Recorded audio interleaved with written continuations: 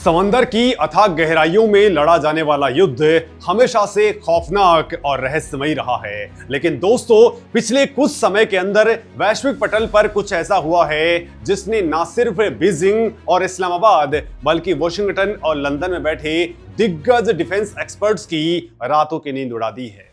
रातों रात 65,000 टन के विशालकाय सुपर कैरियर INS विशाल का प्रोजेक्ट अचानक क्यों रोक दिया गया है? क्या मोदी सरकार और भारतीय नौसेना के हाथ कोई ऐसा टॉप सीक्रेट लग गया है जिसने भारत की बरसों पुरानी युद्ध नीति को एक ही झटके के अंदर पूरी तरह से पलट करके रख दिया है? आखिर यूक्रेन के ब्लैक सी और यमन के लाल सागर के अंदर ऐसा क्या हुआ है जिसने 1 लाख करोड़ के विशालकाय युद्धपोतों को रातों रात लोहे के कबाड़ के अंदर तब्दील कर दिया? और कैसे इस एक खौफनाक घटना ने भारतीय नौसेना को भारी भरकम जहाजों की अंधी दौड़ से बाहर निकाल करके एक ऐसे अदृश्य मौत के जाल की तरफ मोड़ दिया है जिसके बारे में चाइना ने अपने सबसे बुरे सपने में भी नहीं सोचा था।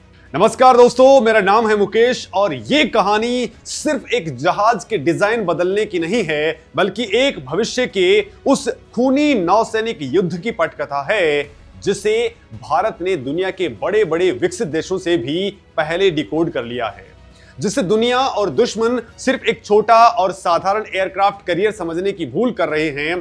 क्या वो असल में भारत का साइलेंट ड्रोन मदरशिप है? आखिर कैसे ये समंदर में तैरता हुआ रोबोटिक किला बिना भारत का एक भी सैनिक खोए दुश्मन के पूरे नेवल बेस को शमशान में बदलने की ताकत रखता है? दोस्तों, आज हम उन तमाम सीक्रेट फाइल्स, हालिया रक्षा रिपोर्ट्स और रणनीतिक दांव पेचों का पर्दाफाश करेंगे जिन्होंने सुपर पावर्स की सदियों पुरानी नौसैनिक रणनीति को एक ही झटके के अंदर आउटडेटेड साबित कर दिया है। दोस्तों, पिछले एक दशक के अंदर भारतीय नौसेना और रक्षा रणनीतिकारों का परम सपना INS विशाल हुआ करता था। ये IAC-2 यानी कि इंडिजिनस एयरक्राफ्ट कैरियर 2 का मूल स्वरूप था। ये केवल एक जहाज नहीं बल्कि समंदर के ऊपर तैरता हुआ एक पूरा शहर होने वाला था। शुरुआती ब्लूप्रिंट के मुताबिक इसका वजन 65,000 टन होने वाला था, जो एक साथ 55 से 60 अत्याधुनिक लड़ाकू विमानों को ले जाने के अंदर कैपेबल था। इसके अंदर केटो बार यानी कि catapult, assisted take off but arrested recovery और नवीनतम इमाल्स यानी कि electromagnetic aircraft launch system technology का इस्तेमाल होना था। दोस्तों, रणनीतिकारों ने इसे परमाणु ऊर्जा से संचालित करने के विकल्पों पर भी गंभीरता से विचार किया था ताकि इसे हफ्तों तक बिना ईंधन भरे समंदर के अंदर रखा जा सके। अगर ये बनता तो भारत दुनिया के उन चुनिंदा देशों की कतार के अंदर खड़ा हो जाता जिनके पास में केटापल्ट सुसज्जित विशालकाय कैरियर होता। दोस्तों, ये एक ऐसा प्रोजेक्ट था जो भारत के महाशक्ति होने का सबसे बड़ा प्रतीक बन सकता था। अमेरिका के पास में 1 लाख टन के Gerald R Ford class carrier हैं। चाइना के पास में 80,000 टन का फुजियान बना हुआ है और ऐसा लग रहा था कि भारत भी इसी अंधी दौड़ का हिस्सा बन गया है। लेकिन दोस्तों, फिर अचानक रक्षा मंत्रालय और नौसेना मुख्यालय के अंदर कुछ ऐसी सीक्रेट मीटिंग्स हुई जिनके बाद इस पूरे प्रोजेक्ट के ऊपर ब्रेक लगा दिए गए। दुनिया हैरान थी। कई वेस्टर्न रक्षा विशेषज्ञों ने तो यहां तक कह दिया कि शायद भारत के पास में इतना बड़ा जहाज बनाने का बजट नहीं है या फिर तकनीकी कैपेबिलिटी नहीं है। लेकिन दोस्तों, असल सच्चाई बजट या टेक्नोलॉजी की कमी नहीं बल्कि एक ऐसा खौफनाक यथार्थवाद था जिसने युद्ध के मैदान को पूरी तरह से बदल करके रख दिया है। दोस्तों, भारत के रणनीतिकारों ने एक कड़वा सच समझ लिया था कि भविष्य के युद्धों के अंदर बड़े जहाज ताकतों का प्रतीक नहीं बल्कि तैरते हुए सबसे बड़े और आसान टारगेट होंगे। ये अचानक लिया गया फैसला नहीं था। पिछले 2-3 सालों के अंदर दुनिया के अलग अलग कोनों के अंदर हुए युद्धों ने भारतीय नौसेना की आंखें खोल के रख दी। इन युद्धों ने साबित कर दिया कि पारंपरिक युद्ध नीतियां अब इतिहास बन चुकी हैं। सबसे बड़ा सबक रशिया और यूक्रेन वॉर के ब्लैक सी अध्याय से मिला। यूक्रेन के पास में कोई मजबूत नौसेना नहीं है, फिर भी उसने रसिया के विशाल का युद्धपोत मॉस्कवा को हमेशा के लिए समंदर में डुबो दिया। इसके बाद में यूक्रेन ने मैगुरा V5 जैसे सस्ते समुद्री ड्रोन्स का इस्तेमाल करके रसिया के ब्लैक सी फ्लीट के कई जहाजों को तबाह कर दिया। इस एक घटना ने पूरी दुनिया के रणनीतिकारों को कपा करके रख दिया है। कैसे एक बिना नेवी वाले देश ने सिर्फ ड्रोन्स के दम पर एक सुपर पावर की नौसेना को पंगु बना दिया। इसके तुरंत बाद में लाल सागर के अंदर हुतियों का आतंक स्टार्ट हो गया। यमन के हुती विद्रोहियों ने दिखा दिया कि कैसे सस्ते ड्रोन्स और एंटी शिप बैलिस्टिक मिसाइलों का इस्तेमाल करके दुनिया के सबसे व्यस्तम समुद्री मार्ग को चौक किया जा सकता है। दोस्तों, अमेरिका और ब्रिटेन की नौसेनाओं को इन कुछ हजार डॉलर्स के सस्ते ड्रोन्स को गिराने के लिए अपनी करोड़ों डॉलर की एडवांस इंटरसेप्टर मिसाइलें खर्च करनी पड़ी और ये आर्थिक रूप से किसी भी देश को खोखला कर सकता है। दोस्तों, जब आपका दुश्मन $10,000 का हथियार इस्तेमाल कर रहा हो और आप उसे रोकने के लिए $2 मिलियन की मिसाइल फायर कर रहे हो, तो आप युद्ध मैदान में नहीं बल्कि बैलेंस शीट पर हार रहे होते हैं। इन घटनाओं ने भारत के टॉप मिलिट्री कमांडर्स को ये सोचने पर मजबूर कर दिया कि क्या 15 से 20 साल लगा करके और अरबों डॉलर फूंक करके एक 65,000 टन का विशालकाय सुपर कैरियर बनाना सही है। दोस्तों, ये एक ऐसा जहाज जिसे दुश्मन का एक सस्ता ड्रोन स्वॉर्म या फिर हाइपरसोनिक मिसाइल कुछ ही मिनटों के अंदर नष्ट कर दे? तो जवाब था दोस्तों, बिल्कुल नहीं। भारतीय नौसेना ने भावनाओं और विशालकाय आकार के अहंकार को दरकिनार रख करके एक बेहद यथार्थवादी, मारक और फ्यूचरिस्टिक रास्ता चुन लिया है और यहीं से जन्म हुआ एनहेंस्ड विक्रम के कॉन्सेप्ट का, जो दिखने में भले ही 45,000 टन का लगे, लेकिन अंदर से ये मौत का एक ऐसा साइलेंट नेटवर्क है जो दुश्मन की सोच से बहुत ज्यादा खतरनाक है। चाइना की पीपुल्स लिबरेशन आर्मी ने भी बहुत तेजी से विस्तार कर रही है और हिंद महासागर क्षेत्र के अंदर अपनी पैठ को बढ़ा रही है। चाइना हर साल नई युद्धपोतों और डेस्ट्रॉयर्स पानी के अंदर उतार रहा है। ऐसे में भारत 20 साल तक केवल एक सुपर कैरियर के बनने का इंतजार नहीं कर सकता था।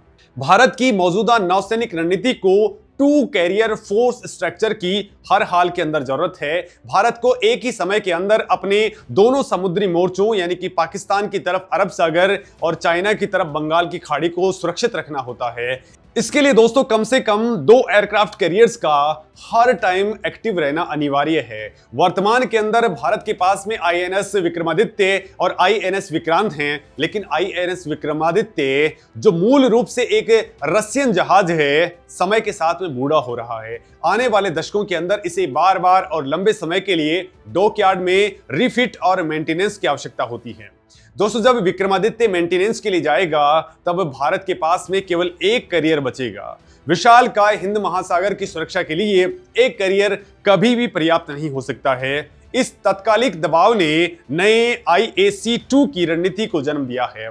दोस्तों, एक नया 45,000 टन का स्टोबार कॉन्फ़िगरेशन वाला कैरियर बहुत ही कम समय के अंदर लगभग 8 साल के अंदर ही बनकर के तैयार हो जाएगा। लेकिन दोस्तों, असली गेम चेंजर बात इसका आकार या फिर इसकी डिलीवरी टाइमलाइन नहीं है।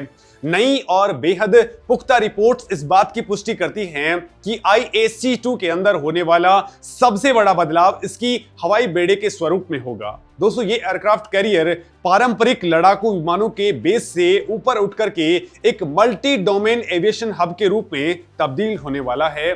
इसका सीधा मतलब ये है कि भारत का अगला एयरक्राफ्ट कैरियर इंसानों से ज्यादा मशीनों और ड्रोन्स को कंट्रोल करेगा। इसे मदरशिप ऑफ ऑल ड्रोन कहा जा रहा है और यही वो पॉइंट है जहां अमेरिका और चाइना के रणनीतिकार अपना सिर पकड़ करके बैठ गए हैं।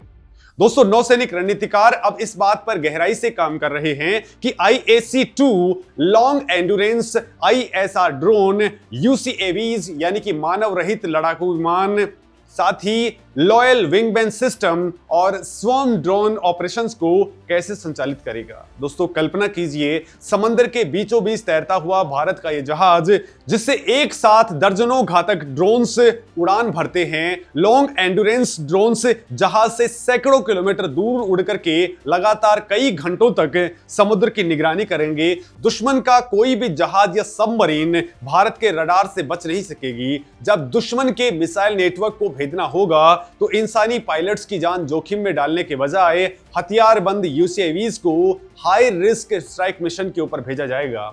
दोस्तों, लॉयल विंगमैन टेक्नोलॉजी भविष्य के युद्धों का सबसे बड़ा ब्रह्मास्त्र है। इस सिस्टम के अंदर ऑटोनोमस ड्रोन, मानव संचालित फाइटर जेट्स जैसे राफेल एम या फिर स्वदेशी टैड वीएफ के साथ में कंधे से कंधा मिलाकर के ये उड़ेंगे। अगर दुश्मन का कोई एंटी एयरक्राफ्ट मिसाइल फायर होता है तो ये ड्रोन्स खुद को आगे करके असली फाइटर जेट और पायलट को बचा लेंगे।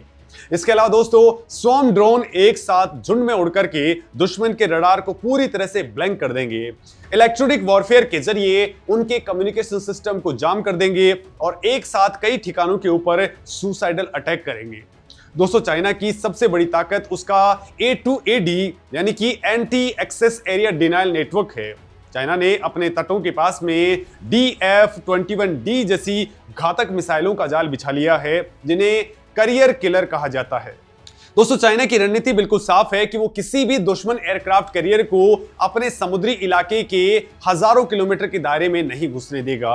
अगर भारत ये 65,000 टन का सुपर कैरियर बनाता तो उसे चाइना के इस मिसाइल बबल के अंदर ले जाना सुसाइडल होता। लेकिन दोस्तों, IAC-2 की ड्रोन सेंट्रिक अप्रोच ने चाइना के इस पूरे A2AD नेटवर्क को ही कचरे के डिब्बे में डाल दिया है। अब भारत को अपना एयरक्राफ्ट कैरियर चाइना की मिसाइलों की रेंज में ले जाने की जरूरत ही नहीं पड़ेगी। IAC-2 सुरक्षित दूरी पर खड़ा रहेगा और वहां से अपने high altitude long endurance drone और हथियारबंद UAVs लॉन्च करेगा। ये ड्रोन चाइना की मिसाइल रेंज के अंदर घुस करके तबाही मचाएंगे। अगर चाइना इन ड्रोन्स को मार भी गिराता है तो भारत का सिर्फ कुछ लाख डॉलर का नुकसान होगा, किसी पायलट की जान नहीं जाएगी और भारत का एयरक्राफ्ट कैरियर पूरी तरह से सुरक्षित रहेगा। इसे मिलिट्री भाषा के अंदर डिस्ट्रीब्यूटेड लिथेलिटी कहा जाता है। दोस्तों, एक जगह सारी ताकत लगाने के बजाय भारत अपनी मारक क्षमता को अलग अलग जहाजों और ड्रोन्स के अंदर बांट रहा है। इससे दुश्मन के लिए यह तय कर पाना इम्पॉसिबल हो जाएगा कि असली और सबसे बड़ा खतरा कहां से आने वाला है। दोस्तों, मलक्का स्ट्रेट का चोक पॉइंट चाइना की सबसे बड़ी दुखती रग है। चाइना का लगभग 80% कच्चा तेल और अंतर्राष्ट्रीय व्यापार इसी सकरे समुद्री रास्ते से गुजरता है। अगर कभी युद्ध की नौबत आती है तो भारत को अपनी नौसेना लेकर के साउथ चाइना सी के अंदर जाने की कोई जरूरत नहीं है। भारत अपने अंडमान निकोबार आइलैंड के बेस और बंगाल की खाड़ी में तैनात अपने ड्रोन सुसज्जित एयरक्राफ्ट कैरियर IAC-2 का इस्तेमाल करके मलक्का स्ट्रेट के मुहाने पर एक अभेद्य दीवार खड़ी कर सकता है। दोस्तों, जब चाइना के विशालकाय डिस्ट्रॉयर्स और उनके एयरक्राफ्ट कैरियर मलक्का पार करके हिंद महासागर के अंदर घुसने की कोशिश करेंगे तो भारत के स्वॉर्म ड्रोन्स और UAVs उन पर मधुमक्खियों की तरह टूट पड़ेंगे।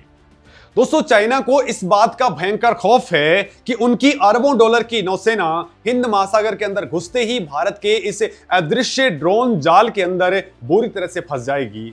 बिना आमने सामने की बड़ी जंग लड़े भारत सिर्फ अपने स्मार्ट ड्रोन डिप्लॉयमेंट से चाइना की पूरी इकोनॉमी को चौक कर सकता है। दोस्तों, ये है वो नया गेम चेंजर मास्टर स्ट्रोक जिसने सुपर पावर्स की सदियों पुरानी नौसैनिक रणनीति को एक ही झटके के अंदर पलट करके रख दिया है।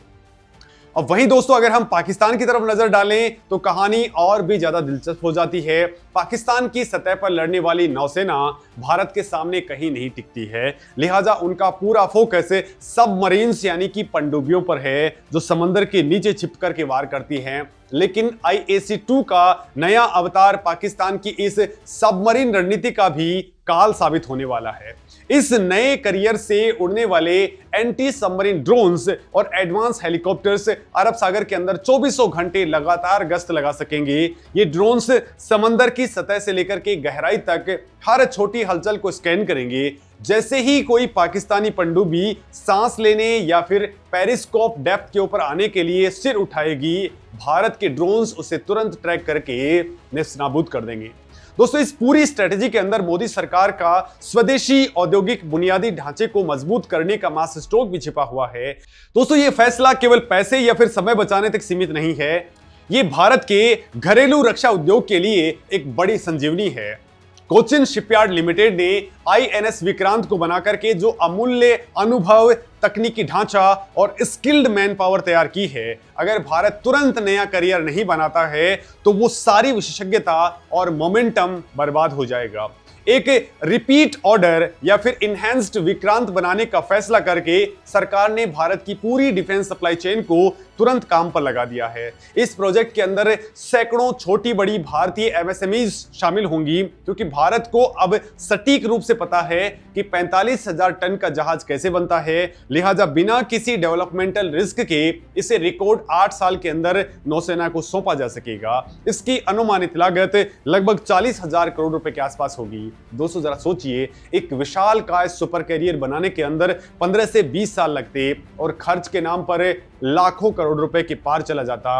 अब दोस्तों उस बचे हुए 60,000 करोड़ रुपए से भारत नई न्यूक्लियर सबमरीन्स, स्टेल्थ डिस्ट्रॉयर्स और हजारों अत्याधुनिक ड्रोन्स खरीद सकता है। ये एक देश के संसाधन का सबसे स्मार्ट और ऑप्टिमाइज्ड इस्तेमाल है। दोस्तों वेस्टर्न कंट्रीज, खासतौर पर अमेरिका और यूरोप के रणनीतिकार आज भारत की इस चतुराई को देख करके हैरान हैं। वो विशालकाय जहाजों के चक्रव्यूह से बुरी तरह से फंस चुके हैं। अमेरिका ने हाल ही के अंदर जेराल्ड आर फोर्ड क्लास के एयरक्राफ्ट कैरियर बनाए हैं, जिनमें हर एक की कीमत 13 अरब डॉलर यानी कि लगभग 1 लाख करोड़ रुपए से ज्यादा है। अमेरिका अब अचानक से इन अरबों डॉलर के जहाजों को कबाड़ में नहीं डाल सकता है, जबकि उन्हें पता चल चुका है कि भविष्य का युद्ध भारी भरकम जहाजों का नहीं है, बल्कि आर्टिफिशियल इंटेलिजेंस और ड्रोन्स का है। उनके लिए रातों रात अपनी नेवी का पूरा ढांचा बदलना और एक नई ड्रोन सेंट्रिक फ्लीट तैयार करना मुमकिन नहीं है। लेकिन दोस्तों भारत इस मामले के अंदर बेहद चतुर और फुर्तीला निकला है। भारत ने भारी भरकम जहाजों के युग को पूरी तरह से लीप फ्रॉग कर दिया है। दोस्तों ठीक वैसे ही जैसे भारत ने लैंडलाइन फोन के युग के अंदर लंबा समय बिताने के बजाय सीधे मोबाइल फोन क्रांति को अपना लिया था, उसी तरह भारतीय नौसेना सुपर कैरियर की जिद छोड़कर के सीधे फ्यूचरिस्टिक ड्रोन कैरियर के युग के अंदर एंटर हो चुकी है। दोस्तों भारत जैसे एक विकासशील देश का भविष्य के युद्ध की नब्ज को पश्चिमी देशों से भी पहले पकड़ लेना ग्लोबल जियोपॉलिटिक्स के अंदर भारत के बढ़ते राजनीतिक रणनीतिक परिपक्वता का सबसे बड़ा सबूत है। दोस्तों स्टोवार टेक्नोलॉजी को लेकर के भी कई सवाल उठते हैं। आलोचकों का कहना है कि इमाल्स टेक्नोलॉजी कहीं अधिक उन्नत है, क्योंकि वो भारी हथियारों से लैस विमानों को तेजी से लॉन्च कर सकती है। एक सच है, लेकिन दोस्तों स्टोवार यानी कि इसकी जंप टेक्नोलॉजी का उपयोग करने से भारत करोड़ों रुपए और कई साल का समय बचा रहा है। हमारे पास में इसे बनाने और संचालित करने की स्वदेशी विशेषज्ञता पहले से मौजूद है। दोस्तों आज की डेट के अंदर एक ऐसा जहाज जो दुनिया की सबसे एडवांस टेक्नोलॉजी से लैस हो, लेकिन युद्ध के समय उपलब्ध ही ना हो, क्योंकि उसे बनाने के अंदर 20 साल का समय लग जाएगा, वो किसी काम का नहीं है। IAC-2 भारत की जरूरत के हिसाब से बिल्कुल सटीक है, ये किफायती है, जल्दी बनकर के तैयार होगा और आधुनिक ड्रोन युद्ध के लिए पूरी तरह से तैयार है। इसका ब्रेन यानी कि मिशन कंट्रोल सिस्टम और रडार इतने एडवांस होंगे कि ये भविष्य की किसी भी नई एविएशन टेक्नोलॉजी को आसानी से अपने अंदर इंटीग्रेट कर सकेगा। भारत केवल अपने दुश्मनों को काउंटर करने के लिए नहीं, बल्कि हिंद महासागर के अंदर नेट सिक्योरिटी प्रोवाइडर बनने की दिशा के अंदर भी बहुत तेजी से आगे बढ़ रहा है। नेट सिक्योरिटी प्रोवाइडर का मतलब है एक ऐसा शक्तिशाली देश जो न केवल अपनी रक्षा करता है, बल्कि उस पूरे क्षेत्र के अंदर गुजरने वाले अंतरराष्ट्रीय व्यापार और छोटे देशों की संप्रभुता की भी गारंटी लेता है। हिंद महासागर से दुनिया का 1/3 समुद्री व्यापार गुजरता है। लाल सागर से हुतियों के हमले और सोमालिया के पास में समुद्री लुटेरों की बढ़ती घटनाओं ने ग्लोबल सप्लाई चेन को डरा दिया है। हाल ही के अंदर जब समुद्री लुटेरों ने कई मालवाहक जहाजों को हाईजैक किया, तो भारतीय नौसेना ने अपने मार्कोस कमांडोज और ड्रोन्स की मदद से अदन की खाड़ी के अंदर रातों रात जो रेस्क्यू ऑपरेशंस किए, उसने पूरी दुनिया के अंदर तहलका मचा दिया था। दोस्तों दुनिया ने देखा कि कैसे भारतीय नौसेना बिना किसी नुकसान के सटीकता के साथ में ग्लोबल ट्रेड रूट्स को सुरक्षित कर सकती है। भविष्य की तस्वीर बहुत ही साफ है। जब भारत के पास में IAC-2 जैसा ड्रोन रेडी एयरक्राफ्ट कैरियर होगा, तो भारत पूरे हिंद महासागर के अंदर एक सुपर कॉप की भूमिका निभाएगा। मालदीव, श्रीलंका, मॉरिशस से लेकर के अफ्रीकी तटों तक अगर कोई भी संकट आता है, तो भारतीय नौसेना सबसे पहले वहां पहुंचेगी। अमेरिका और यूरोप अब इस बात को भली भांति समझ रहे हैं कि हिंद महासागर के अंदर उन्हें अपनी ऊर्जा बर्बाद करने की कोई जरूरत नहीं है, क्योंकि वहां भारत के रूप में एक भरोसेमंद, बेहद आधुनिक और ताकतवर शक्ति मौजूद है जो चाइना की दादागिरी को रोकने के अंदर पूरी तरह से कैपेबल है। यह भारत की स्ट्रेटेजिक ऑटोनॉमी यानी कि रणनीतिक स्वायत्ता की सबसे बड़ी जीत है। भारत अब किसी भी विदेशी शक्ति के इशारे पर काम नहीं करता, बल्कि अपने नेशनल इंटरेस्ट के हिसाब से फैसले लेता है। तो दोस्तों, क्या आईएनएस विशाल का सपना सच में हमेशा के लिए दफन कर दिया गया है? तो इसका जवाब है नहीं। रक्षा हलकों के अंदर यह बिल्कुल स्पष्ट है कि बड़े और केटापल्ट सुसज्जित सुपर कैरियर्स का विचार स्थायी रूप से नहीं छोड़ा गया है। वर्तमान निर्णय के अंदर एक बहुत ही शानदार स्टॉप गैप और इवोल्यूशनरी कदम है। नौसेना ने अपनी वर्तमान ऑपरेशनल अर्जेंसी और अफोर्डेबिलिटी के बीच में एक बेहद आदर्श संतुलन बनाया है। जैसे जैसे भारत की स्वदेशी टेक्नोलॉजी, विशेष रूप से इलेक्ट्रोमैग्नेटिक एयरक्राफ्ट लॉन्च सिस्टम और समुद्री न्यूक्लियर प्रोपल्सन टेक्नोलॉजी परिपक्व होगी और भारतीय इकोनॉमी दुनिया की तीसरी सबसे बड़ी इकोनॉमी बनकर के और ज्यादा मजबूत होगी, तब भारत के long term naval aviation roadmap के अंदर 65,000 टन का आईएनएस विशाल एक नए और भी ज्यादा घातक अवतार के अंदर सामने आ सकता है। दोस्तों, हो सकता है कि पर्दे के पीछे भारत के सीक्रेट बंकर्स के अंदर डीआरडीओ और प्राइवेट कंपनियां किसी ऐसे न्यूक्लियर और इलेक्ट्रोमैग्नेटिक ताकत को साइलेंट मोड में तैयार कर रही हों जो समंदर के अंदर तब उतरे जब दुनिया वास्तव में किसी बड़े विश्व युद्ध के मुहाने पर खड़ी होगी। लेकिन दोस्तों, आज के हालात को देखते हुए एक अत्याधुनिक ड्रोन रेडी और तेजी से बनने वाला एनहेंस्ड विक्रांत ही वो अचूक ब्रह्मास्त्र है जो चाइना और पाकिस्तान को हिंद महासागर के अंदर उनकी असली औकात दिखा सकता है। दोस्तों, भारत का नया नौसैनिक ब्लूप्रिंट केवल जहाजों के आकार बदलने की एक साधारण कहानी नहीं है। ये भारत की उस नई आक्रामक, चतुर और भविष्यवादी सोच का प्रतीक है जिसने ये मान लिया है कि अगले युद्ध के बड़े टुकड़ों और अहंकार से नहीं, बल्कि silicon chips, artificial intelligence, swarm drones और स्मार्ट स्ट्रेटजी से लड़े जाएंगे। मोदी सरकार और नौसेना के रणनीतिकारों ने समय रहते युद्ध के इस कड़वे सच को स्वीकार कर लिया है और एक ऐसी खौफनाक रणनीति अपनाई है जो दुश्मनों को बिना लड़े ही पस्त कर देगी। चाइना जो 80,000 टन के फुजियान कैरियर का घमंड पाले बैठा है, उसे अब समझ में आ रहा है कि भारत ने समंदर के अंदर ऐसा साइलेंट मौत का जाल बिछाने की तैयारी कर ली है जिसे भेद पाना उसकी पूरी नौसेना की बस की बात नहीं है।